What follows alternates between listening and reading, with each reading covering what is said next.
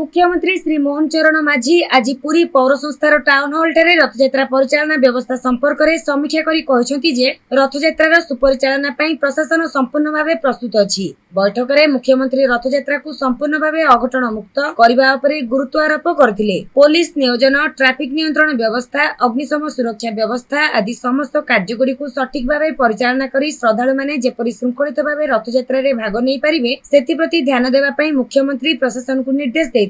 विभिन्न जिल्ला रे डायरिया परिस्थिति थिबा जोगु स्वास्थ्य विभाग सहित अन्य समस्त संपृक्ति विभाग रथयात्रा पूर्वरु सुनावेश पर्यंत एहा उपरे संपूर्ण नजर रखिबा आवश्यक। कौनसी स्थान रे जेपरि अस्वास्थ्यकर खाद्य किंबा पानी बिक्री न हुए ताहा सुनिश्चित करबा अत्यंत जरूरी। एहा सहित सब स्थान रे विशुद्ध पानीय जल और स्वास्थ्यकर खाद्यमय उपलब्ध हेबा आवश्यक बोली मुख्यमंत्री कहिथिले। रथयात्रा समय रे महाप्रभुको नीतिकांति जेपरि सुरखुरु रे एवं ठीक समय रे हेबो सेति पई मुख्यमंत्री सेवायत मानक सहयोग कामना करथिले। विश्व प्रसिद्ध रथयात्रा आम संस्कृतिर सबुठारु गौरवमय परिचय। कोटी कोटी लोकंको भाववेग एथिरे जड़ित अछि। तेणु एहार सुपरिचालना केवल एक सरकारी दायित्व नुहे बरम एक पवित्र कर्तव्य। तेणु समस्त विभागर अधिकारी, कर्मचारी एवं विभिन्न बेसरकारी संस्था समस्ते समन्वय रखी एहार सफल परिचालना पई मुख्यमंत्री समस्तଙ୍କୁ परामर्श देथिले। आईन मंत्री श्री पृथ्वीराज हरिचंदन रथयात्रा सुरखुरु रे संपादित हेबा नै निया जाइतिबा पदक्षेप, स्वास्थ्य मंत्री डॉक्टर मुकेश महलिंग, स्वास्थ्य विभाग पक्षरु होइतिबा प्रस्तुति एवं पुलिस महानिर्देशक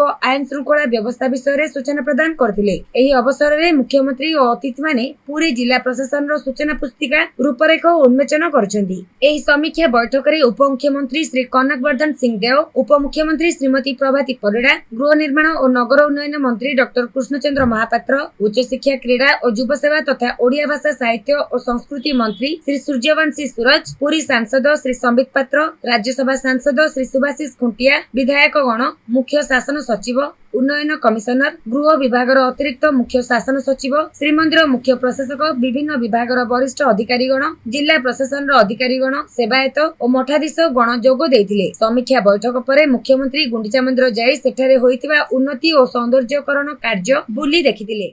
28 तारिख दिन चतुर्थ शनिवार पड़ू 4 सैटरडे पड़ुवा कारण यह छुट्टी रुहे। एणु आउ छुट्टी देवार कौन आवश्यकता आमको पड़ो ना। परदिन पुणी रविवार अच्छी। एणु एठी जो आमर प्रेस मीडियार इलेक्ट्रोनिक्स एवं आमर प्रिंटिंग मीडियार जो आमर समस्त बंधु मैंने अच्छा समस्त को मुझे निवेदन करी आपण मैंने अति सुंदर भाव आपण मैंने विजुआल नौ न्यूज तैयारुंट एवं समस्त विश्ववासी को आपण मैंने देखा।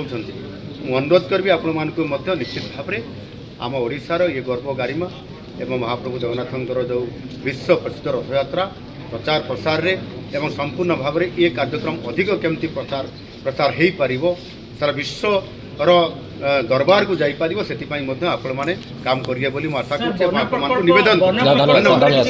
28 तारिख दिन चतुर्थ शनिवार पड़ू 4 सैटरडे पड़ुवा कारण यह छुट्टी रुहे। एणु आउ छुट्टी देवार कौन आवश्यकता आमको पड़ो ना। परदिन पुणी रविवार अच्छी। एणु एठी जो आमर प्रेस मीडियार इलेक्ट्रोनिक्स एवं आमर प्रिंटिंग मीडियार जो आमर समस्त बंधु मैंने अच्छा समस्त को मुझे निवेदन करी आपण मैंने अति सुंदर भाव में आपण मैंने विजुआल नौ न्यूज तैयारुंट एवं समस्त विश्ववासी को आपण मैंने देखा। मु अनुरोध करी आपण मानक निश्चित भाव में आम ओडिशार ये गर्व गारिमा एवं महाप्रभु जगन्नाथंकर जो विश्व प्रसिद्ध रथयात्रा प्रचार प्रसार रे एवं संपूर्ण भाव में ये कार्यक्रम अधिक केमती प्रसार हो पार सारा विश्वर दरबार को जापर से आपण मैंने काम करिए बोली मु आशा कर निवेदन।